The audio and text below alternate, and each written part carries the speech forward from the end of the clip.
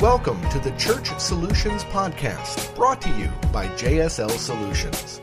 The Church Solutions Podcast is designed to help equip you and your church in the use of technology and other tools and services. And now, here are your hosts, Steve Lacy and Phil Thompson.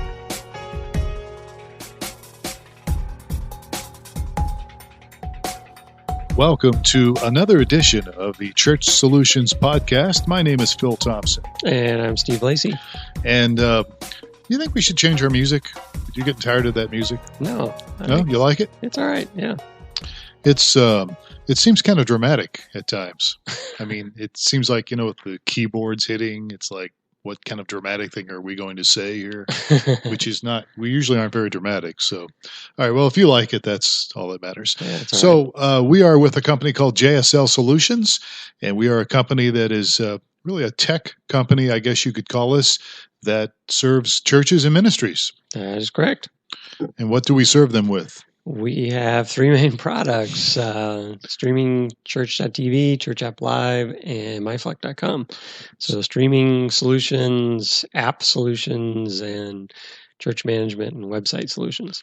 Speaking of websites, aren't we going to unveil a fourth product here very soon? We are. I was planning on rolling it out for this week, but the only piece we have left is to finish out the marketing site. Got the front page about 80% done, but the rest of the site's not done. So I thought we'd have it done by today, but it's not happening.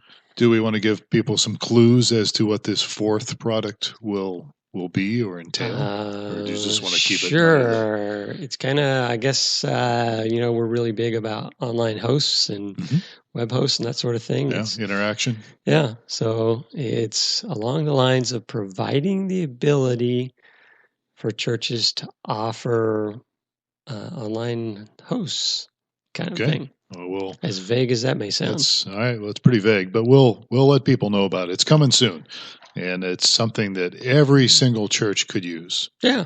Or ministry, or even secular businesses could. Yeah. All right. We've gotten popular response from people regarding the idea. So. Yeah.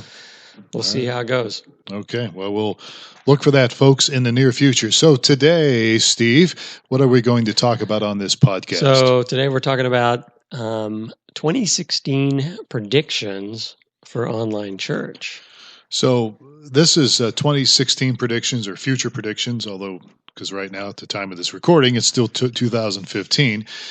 This is actually material from a guy by the name of Scott Magdalene, who I don't personally know, although he is or was, I'm not sure he still is, but he was with Life Church. LifeChurch.tv, who has been doing online stuff for probably about 10 years now. We got into it, I guess, shortly after they did. So this is kind of his material and his predictions. Predictions, I should say. So we'll go over his predictions, maybe debate, maybe add a couple of our own. Yeah. Maybe tell him why he's wrong. And actually, we probably need to interview him, so we'll probably do that. We'll probably one of the things we'll do in 2016 with this podcast is we'll actually start interviewing some people on these other subjects as well. So we'll look for that in 2016. But today, we're talking about the future of online church within the next year or so, and let's just jump right into it. Yeah, prediction number 1. Future online church will be mobile first. So the future of online church, according to Scott Magdalene here, would be mobile first, which I would agree with. I totally agree. So his point here is that, the idea of having people sit at a computer, use a browser to interact with your online church, he says that while that's been going on for a while, obviously, and we've got our company has developed a great platform for that. He says that that's probably going to diminish over time. And so, and we've already discovered through the the analytics that we have, that a large majority of people watch church online or streaming Church.tv from mobile device, from their mobile devices. Yeah. And that would make sense. Yeah. And it was actually a little surprising for me that the percentage, the large percentage. Yeah, it was over 40%. I think, wasn't it? Yeah. And depending on which church you dropped in on Right. or looked at the stats for, it was anywhere from 40 to 60% or so. Well, that doesn't surprise me, especially with mobile devices now. I mean, my iPhone 6 here, the screen's bigger. You've got you got a Galaxy 800 or something, or whatever the heck it is. It's got a big screen, and they're bigger. They're getting bigger and bigger. Steve Jobs, didn't think that was a great idea, but now that he's no longer of this world, Apple's moving on and developing bigger tablets. We can, there are the bigger tablets coming out. In fact, isn't a new iPad coming out soon or something? Yeah. We put something on our Facebook page about that. Apple, Yeah. They innovate in certain areas, and I think they follow in certain areas. So. Well, they do. But you're an Apple fan, right?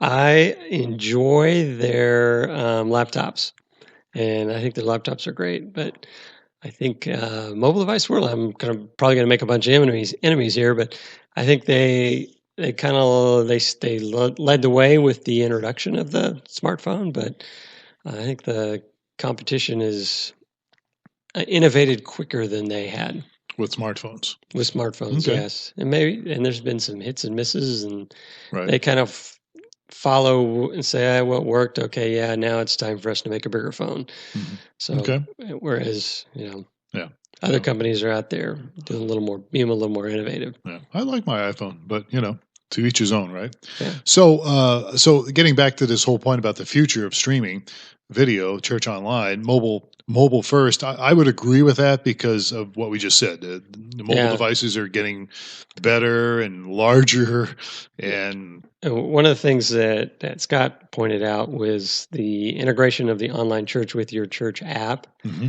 And he basically was talking about some of the features you get with an app that you don't get with the browser. Mm-hmm. Number one was he was talking about push notifications. Right. So everybody that has your app, now you have another avenue to communicate with the people that are part of your church. Through push notifications. Which is unique to... Yeah. Do you know anybody that makes an app for churches? I don't know. Maybe our church that's right. App We do. Live. We do. And it does integrate with the streaming, and you can do push notifications. So I cut you off there. So Church App Live. That's another product we have. ChurchAppLive.com. So I'm being funny here. We're trying to be funny, but we have an app that does all that stuff. So So there's definitely, I think more and more people are going to go to their mobile phone first. Mm-hmm. I agree. Yeah. I still, for the bigger screen and a keyboard, I would hate to do everything I do on a phone-like device. Yeah. But for certain things, and maybe watching church and interacting online, the app works. So Okay. All right. So moving on with predictions here for 2016. The second one is... Number 2, future online church will cross language barriers. Future of online church will cross over language barriers. So one of the things I noticed when I was working for a church that did streaming video, which I'm not right now, but we did have people watching us from other countries. We even had people from China watching and some other places like that. And so obviously you go across boundaries. There are other languages out there. So, how do you communicate with those people? How do you connect with those people who are watching from a different language? Yeah. And we were talking before we started recording this. I think for, let's call it a mega church or a giga church, like Life Church, they're going to attract people from all over the world just because of who they are. Mm-hmm. And I see the crossing language barriers being a big thing. Mm-hmm. But tell you the truth, I kind of disagree with this one for the average church or even the above average church. Because I think people are going to be drawn to, if they're watching video, they're going to want to understand it. And especially if they're attending live church, they probably won't be there very long if they can't understand what's going on.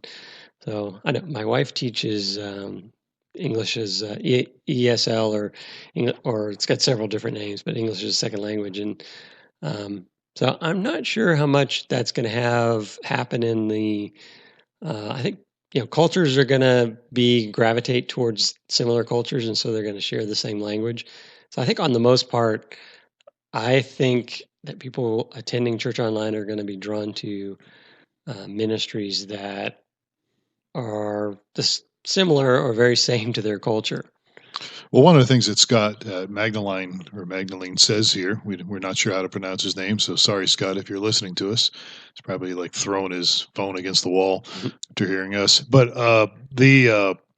he's talking about translation of video content and multilingual chat and prayer coordinators or people that online hosts that pray for you or talk with you. They're going to have to learn multiple languages or have people that can speak multiple languages. And then again, we have a feature on our chat platform, StreamingChurch.tv, where you can change it to Spanish, right? And French. French, right? Yeah. But, so the interface and everything is either Spanish or French. Right. Okay. But the people chatting, will be speaking in their native language. Right. So I think what he's getting at is there's going to be more and more development with video content. It would be really interesting to see how someone could translate a live message. I could see how you could do a simulated live. Right. But a live message listening to the pastor, you need a translator over on the side. You'd have to have something where you had lower thirds, maybe. I guess, yeah. Something like that. But it'd be real-time translation. That would be really challenging. It's hard to do, but they do it all the time. I mean, I have a good friend who does interpretation and translating. In fact, he broke in interpreting and translating for me when I was speaking down in Mexico. So you'd need need to be on the microphone, and you'd need to take the pastor's mic way down, and then he would be basically delivering the volume, message, or at least the volume going into the player. Right.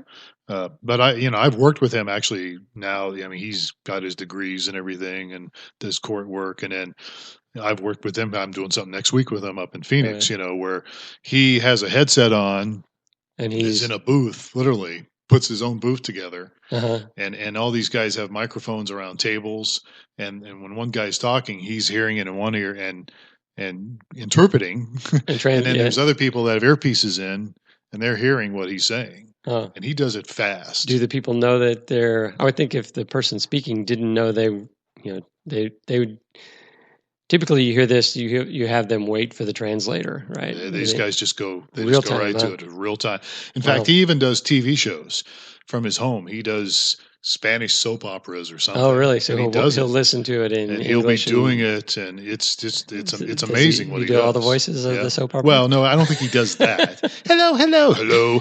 No, CC. No, it's just But I guess what I'm getting at here, we're probably losing people here, but his point here, Scott's point, is the future of online church will cross language barriers. So you may disagree with that. I'm not sure where I'm at. I think it will slowly do that. It may not happen at once. But anyhow, moving on here to the third prediction. So, future online church will be fully integrated into the life of the local church. So, what he's getting at here is what many churches do is the internet campus, church online, web campus, whatever you want to call it, kind of is its own separate little ministry, so to speak. Mm-hmm. And I mean, it's got its own little culture. It's got its own little, I don't know what you want to call it, rules. I know that when I was the church online pastor at your church for a few years, I would break in and do announcements that were specifically tailored for the church online community. Right. And then we had people praying and chatting with people online while they were watching the service. And then when the pastor was done speaking, they would go back to me in a different room, and I would wrap things up on camera. And right. He's saying that, and that's typically the way a lot of churches that are really taking it more seriously doing, if they've got that capability. But he's saying that it's going to be more integrated. Right. So I guess an example would be, they talk about the assimilation process, and you may say, well, if you're a first-time visitor, then come to our class and learn about the church, right? That sort of thing. And if you're a first-time visitor online, then it may be, check out these videos or whatever. Right. And I can see where those will move towards each other, meaning Not necessarily that you would say, okay, online guy, we're not offering the video anymore. You got to go show up at this address at this time and go through it. But that the class that may be offered that introduces the church is also streamed, and the people that were attending online church were going through We actually did that. Well, did we do that at a live? I know we talked about doing that. A lot of this stuff here, we actually talked about doing it. Right. When I was over at your church. I'm not sure we actually did all of that. Because I can definitely see the church moving towards that, and that would give the opportunity for, hey, I can't make it that night to come in, but I'm new to the church, but now I can go and attend online because I've got a babysit or something like that, and now I can meet that commitment and get through the class, and I can. So what I see is some of the things that were campus only becoming campus web integrated online. Yeah. Well, I think it's certainly a point. I think you're if you keep doing this long enough, you can certainly make that happen. And again, I think the perspective is from the LifeChurch.tv perspective here.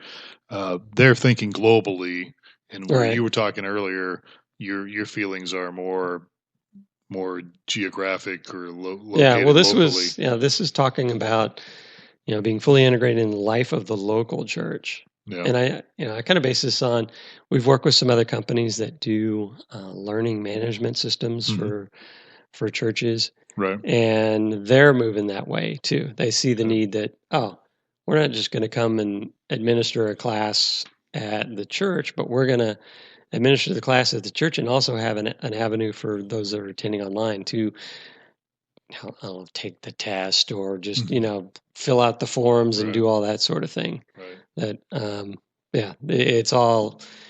it considers the web audience as well.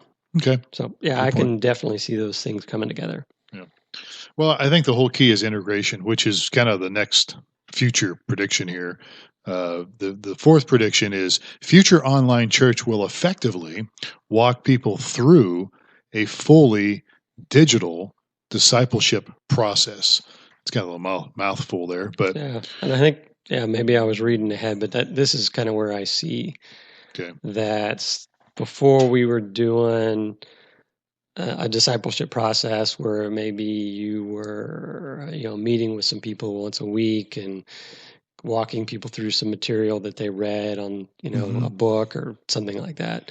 I can see that opening those things up to an opportunity for digital participation as well. So it's not only going to bring in or create another avenue for the people that are there local, but it's going to create another avenue for those that aren't geographically located. Well, there's already tools you can use to do this. I mean, there's besides doing streaming video. I mean, we have StreamingChurch.tv, the whole platform, but there are other things like, and we've done this for years. Is use like Google Hangouts to connect with people online, small groups, and small groups. Skype has obviously there's several different programs out there you can use, and there's probably a lot of churches that have experimented with it. I know we had we did. Time ago. Yeah, we did. So it's definitely, and I know I hosted we still do. We host a small group at our house. Going to have it tonight, and we we made accommodations for somebody that actually couldn't get out into public because they had special health considerations where they couldn't. They were at a high risk for infection. Okay. So we could participate and kind of love on this person use the Streaming Church platform. Oh, good. So there's lots of ways to do it. Okay. So what are your predictions? So my predictions, and I was having a hard time articulating this, but I see the world of video becoming more integrated. And by that, I mean, we have a bunch of video that we experience. We experience YouTube and Facebook and other kind of online video. Roku stuff. We're also watching TV. And so I see, and for at least in my household, TV has become primarily DVR TV. So we rarely watch anything live. Okay. So I anticipate an integration of all my forms of video that I participate in, whether it's online church or other avenues, coming together into one box. I don't know if one box, but a hub where I can get to, where I can sit down in the evening and go, do I want to do church online or watch a movie or catch the game? And be able to, through, a one device or some integrated system, be able to make those choices. So I see those things coming together. I see some tools that are out there that have the ability for me. For example, I've taken like home movies, stick them on a computer, and I can choose, do I want to watch the service, or I want to watch some home movies, or I want to, I'm grabbing the same remote for that sort of thing. So, I mean, obviously that's, in some ways that's already happening. I mean, we're on Roku. StreamingChurch.tv is on Roku. So people can, if your church uses our company to stream, you can be on our Roku channel, or we can build your very own Roku channel. We can do a branded channel for you. So that's already there. So you're saying that this is going to increase? I guess what I'm saying is some of the video that's not digital right now is going to become digital. Okay. And then as more and more of the video that I consume becomes digital, it's going to be made available to me through some common portal kind of thing. I mean, Netflix. Yeah. Apple just introduced the new Apple TV, and now they have apps. And so they kind of broaden that area that you can get into things from. I see that continuing to the point where it may not be next year, but maybe in the next 5 years or so. So I see it all going on mobile. Yeah. I mean, Netflix doesn't Netflix have an app for your mobile? Yeah, probably. Sure. Yeah. I think I have one. I just never use it. Roku doesn't. You can't get Roku on your mobile phone, can you? No, Roku. I could see that happening. Yeah, Roku has they want to sell hardware, so you can't watch Roku content unless you're using one of their boxes. But you could buy. They could sell their app to you. They could sell then or charge a monthly fee to be able to watch on your computer or something else, which would probably be kind of nice. Yeah. Yeah. I think there's a distinction between what they say, the lean forward video consumption and the lean back consumption, so meaning typically on computers and phones and stuff like that, you're leaning forward. Right. And in your living room watching on your TV, you're leaning back. Right. So I think there's going to continue to be a lean forward and a lean back, and that not everything's going to go mobile. I'm not going to want to, I don't know, it'd be a sad environment if we say, hey, let's all watch a movie, and everybody pulls out their phone and they watch sit down and dinner time. You mean? Yeah, that would not be good. So I have to lean forward though when I'm watching TV because I can't hear it or see it very well. So I have to lean forward on everything.